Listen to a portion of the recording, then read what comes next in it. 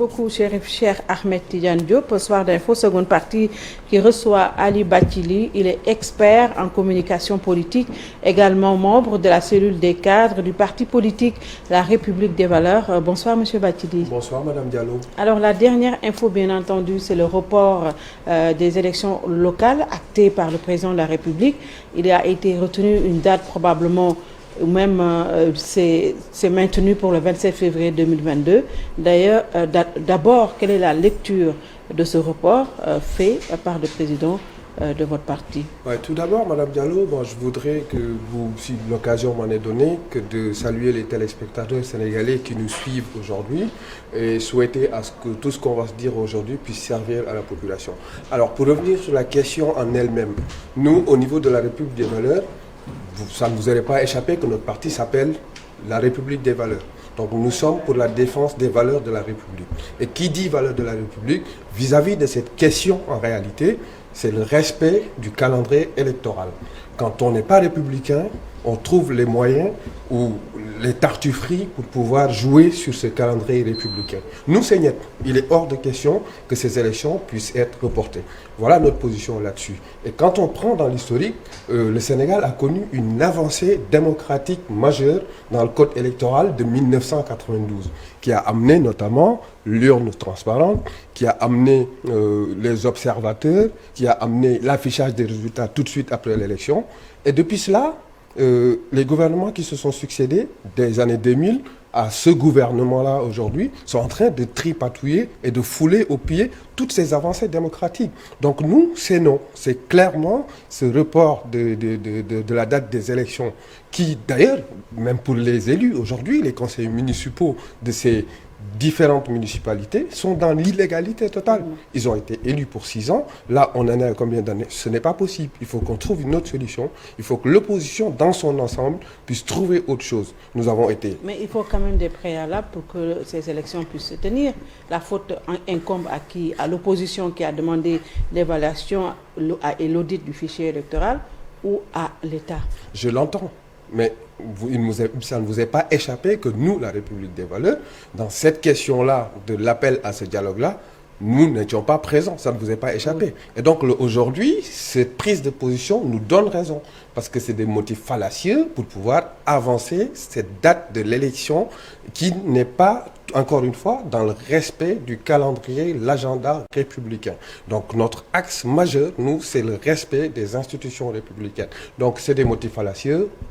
L'opposition, en tout cas une partie de l'opposition, s'est fait piéger sur cet audit du fichier électoral qui n'était pas en réalité un audit. Donc il faut trouver une autre question, il faut se battre, il faut qu'on se mette en ordre de marche, l'opposition, et qu'on axe notre lutte sur les vraies questions qui sont ces questions-là du respect des institutions républicaines. Est-ce que vous pensez que le président a pris sciemment 2022 parce que le contexte ne lui est pas favorable? Alors, je peux l'entendre, ce contexte Covid qu'on vit tout le monde, et d'ailleurs je présente les condoléances. Pas seulement Covid, mais dans ce contexte politique qui est quand même politiquement chargé. Le contexte politique chargé aujourd'hui, il a été provoqué par d'autres choses. Je pense qu'on y reviendra sur, sur la question d'après, où j'anticipe pas sur vos questions. Mais le contexte politique n'est pas, encore une fois, le seul motif qui fait qu'on peut avancer une élection. Je vous donne l'exemple de la France, que je connais bien. Les élections municipales de 2020 ont été faites dans le contexte du Covid. La preuve, le lendemain des élections, le 15 mars, le 17 mars, la France était confinée pour 55 jours. Mais l'élection s'est quand même tenue. Donc pour moi, ça, c'est un motif fallacieux. Il faut arrêter avec ce contexte politique lourd. Il faut arrêter avec ce contexte Covid. Encore une fois, je ne mets pas en doute ce qui se passe dans le Covid. Et je le disais tout à l'heure, je présente mes condoléances à tous les Sénégalais qui ont perdu un proche dans cette pandémie qui a touché partout dans le monde. Mais encore une fois, ce n'est pas... On peut respecter les gestes barrières. Le Sénégal est un grand pays. Le Sénégal est un pays qui a de la ressource matérielle, qui a de la ressource intellectuelle, qui est en capacité de s'organiser pour que ces élections puissent se tenir en temps et en heure. Alors, votre parti, la République des Valeurs, rejoint donc la doléance ou l'exigence même du M2D qui dit que les élections doivent se tenir en 2021 alors que vous n'êtes pas dans le M2D. Déjà, je vous pose la question, pourquoi vous n'avez pas retrouvé ce mouvement de l'opposition? D'abord, je me réjouis que vous dites que le M2D rejoint la position de la République des valeurs. Je n'ai pas dit, j'ai dit le contraire. Je ne vous prête pas des propos que vous n'avez pas dit, mais c'est ce que j'entends. Mais en réalité, nous, je le dis encore une fois, moi, quand je me suis engagé auprès du président Thierno Alassane Sall et de la République des valeurs, il y a un sentiment de dégoût de la manière dont la politique se faisait dans ce pays-là depuis quelques années, notamment depuis les années 2000. Alors, la République s'est affaissée. Les acquis démocratiques sont en train d'être foulés aux pieds. L'institution judiciaire sème le doute, pas encore une fois, pas ceux qui travaillent dans l'institution judiciaire, mais il y a beaucoup de choses qui se sont passées qui font que les Sénégalais ont un rapport de doute, ont un rapport de suspicion par rapport à l'institution judiciaire. Donc tout cela, aujourd'hui, fait que nous, le M2D, encore une fois, ça ne vous est pas échappé que nous, la République des valeurs, aujourd'hui, nous ne sommes pas dans ce... Et pourquoi vous n'êtes pas dans ce mouvement? Alors pourquoi nous n'y sommes pas? D'abord, nous n'avons pas été invités pour ça. Deux, vous n'êtes pas sans savoir que le M2D a été créé suite aux manifestations qui se sont passées dernièrement. Et donc, on n'a pas de lisibilité sur ce qui est vraiment le but de la création de ce mouvement-là. Ils parlent de recul démocratique, de confiscation des libertés individuelles. Est-ce que vous n'êtes pas dans ce même combat que le M2D? Encore une fois, je viens de le souligner. Oui. Nous, on constate la liste que je viens de dresser tout à l'heure. Donc, on est des Sénégalais, on est comme tout le monde, on voit ce qui se passe dans le pays.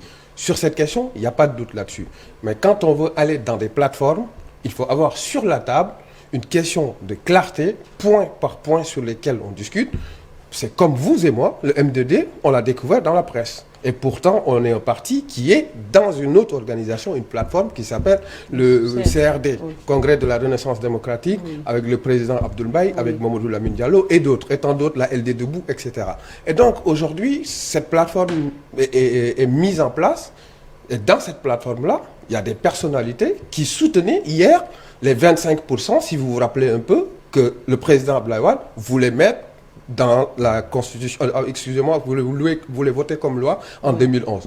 Et donc, sur cette question d'une plateforme pléthorique, il faut à un moment donné qu'on se dise stop, on se pose autour de la table, on pose les points, on en discute pour qu'on sache exactement ce qu'on a envie de faire. Pour nous, cette question n'est pas sur la table. Et donc, je pense qu'aujourd'hui, en tout cas, ce n'est pas notre place. Même si sur beaucoup de points, on se retrouve là-dessus, nous n'avons pas été invités dessus, on est sur une autre plateforme. Alors, si vous êtes invité, est-ce que vous allez vous joindre au M2D? Écoutez, nous, on est un parti démocratique.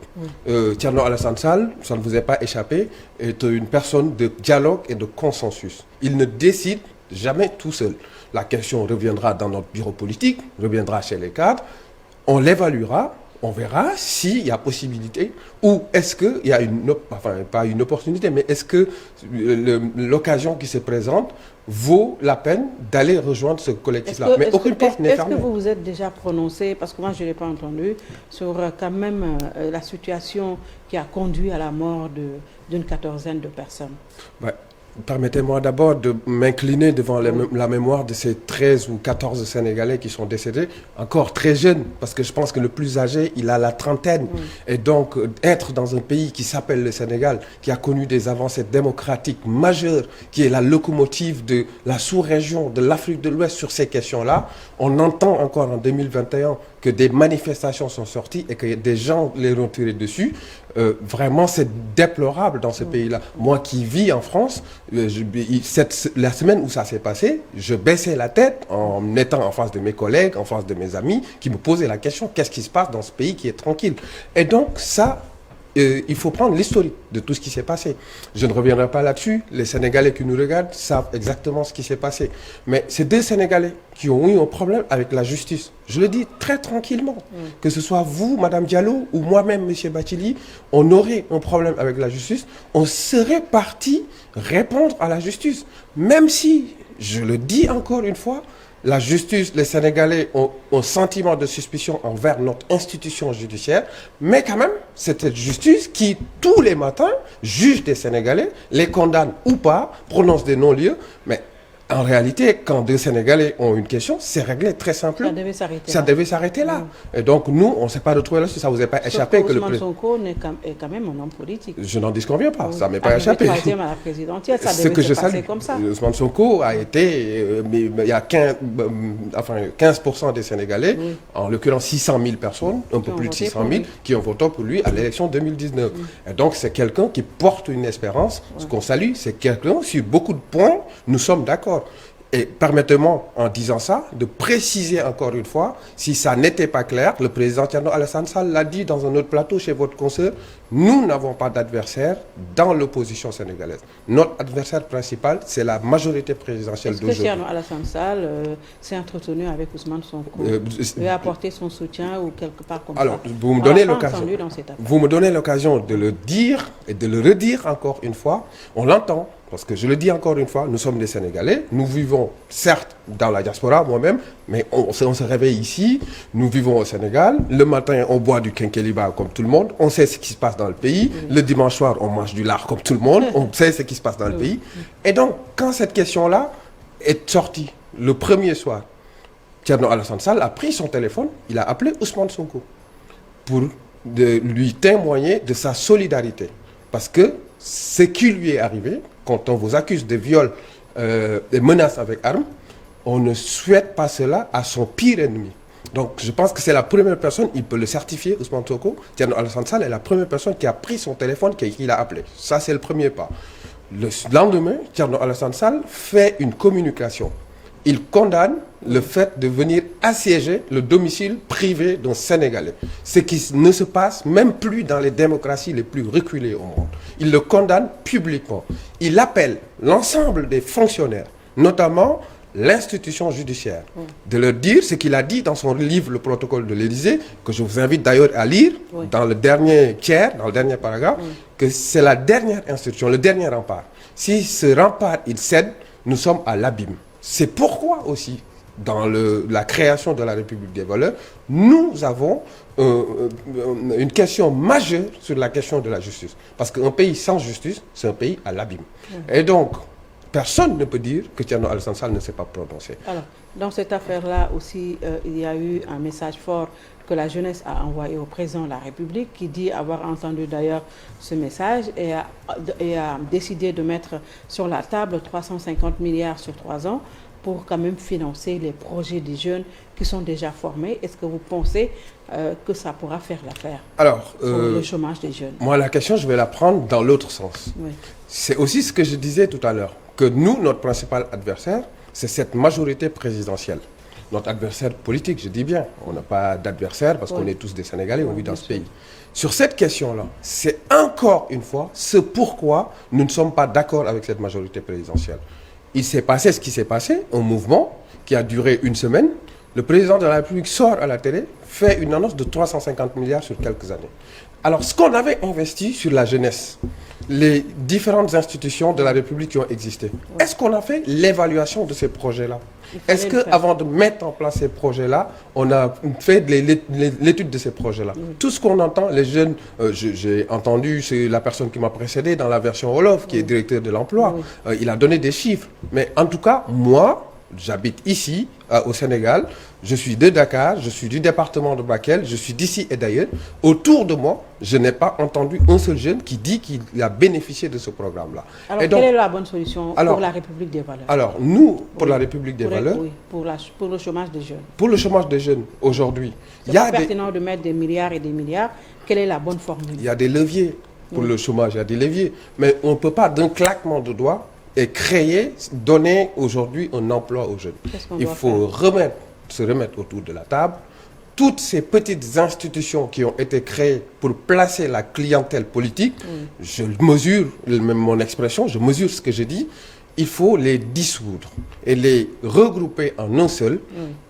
Donner, on l'a chez nous, on a des experts qui sont des experts en emploi, des experts en développement économique. remettre tout cela autour de la table, redevenir sérieux, faire la gestion d'un État et arrêter de faire la gestion d'un quartier. Parce que ce que la majorité présidentielle est en train de faire aujourd'hui, c'est la gestion de l'association d'un quartier. Pardon, je n'ai pas de mépris pour les associations de quartier. Au contraire, c'est ce qui tient la République. Mais il faut une gestion rigoureuse et sérieuse. Quand on met en place une politique publique, on ne peut pas la mettre quand le pays a bougé. Je l'entends. Peut-être qu'il est en train d'imiter Emmanuel Macron, le président de la France, parce qu'après la crise des Gilets jaunes, il a fait des annonces et mis 10 milliards sur la table. Mais avant de le faire, il a fait ce qu'on appelle le grand débat.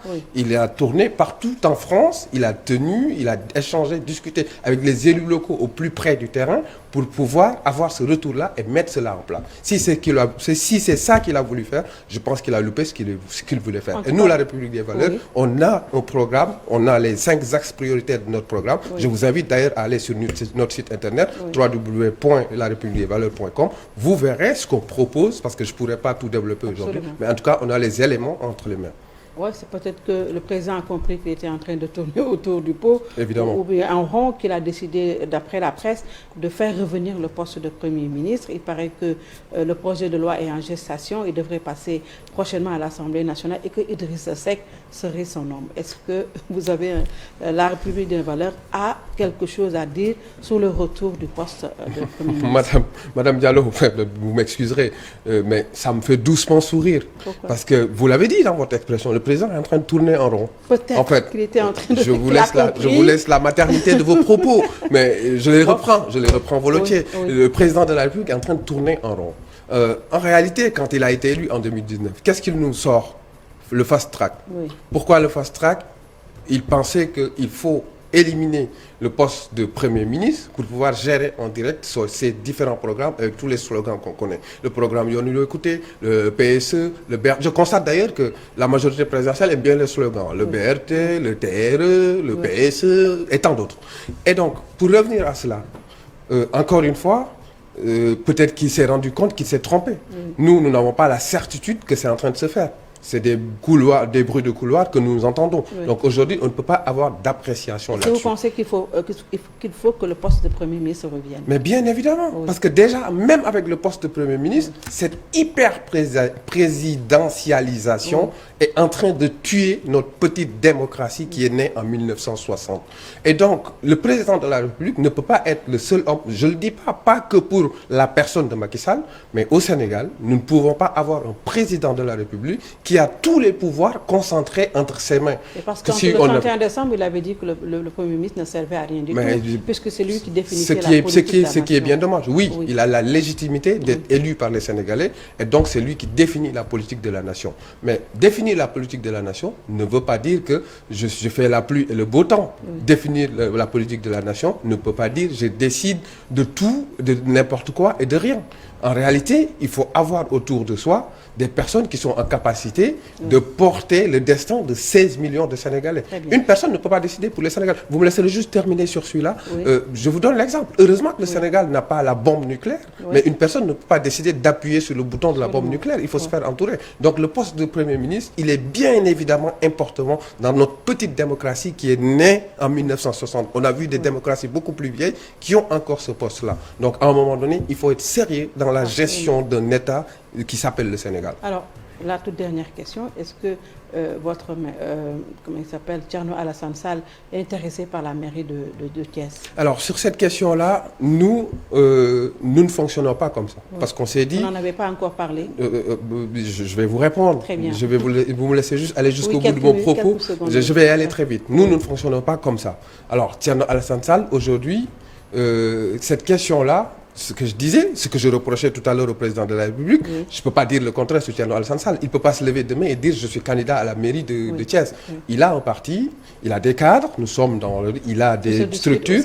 Et donc, tout se discute au sein du parti. C'est de la démocratie interne et externe. Voilà la République des valeurs. Donc moi, j'appelle les Sénégalais à venir nous rejoindre pour faire la politique autrement. Parce qu'on en a assez quand même de ce pays-là qui n'a que 16 millions d'âmes, qui est tout petit en Afrique de l'Ouest, qui est en capacité de prendre son envol et que nous sommes bernés depuis plusieurs années. Donc rejoignez la République des valeurs. Merci. Ali Bathily. Je vous remercie, Madame Diallo, de nous avoir permis de nous exprimer. D'ailleurs, c'est la deuxième fois que nous venons sur votre plateau. Absolument. Mon camarade, le docteur Samba Faye, est passé il y a quelques semaines. Et moi, je suis venu. Et puis, je voulais quand même, c'est important, vous témoigner de toutes nos solidarités pour ce qui s'est passé dans vos locaux et qu'on a brûlé les 2 voitures de vos collègues. Je crois que ces choses-là ne peuvent plus se passer au Sénégal. Absolument. Merci beaucoup, Madame Diallo. Merci. Je rappelle que vous êtes expert en communication politique et que vous êtes membre de la cellule des cadres du parti La République des Valeurs. Merci d'avoir suivi et à demain, Inch'Allah.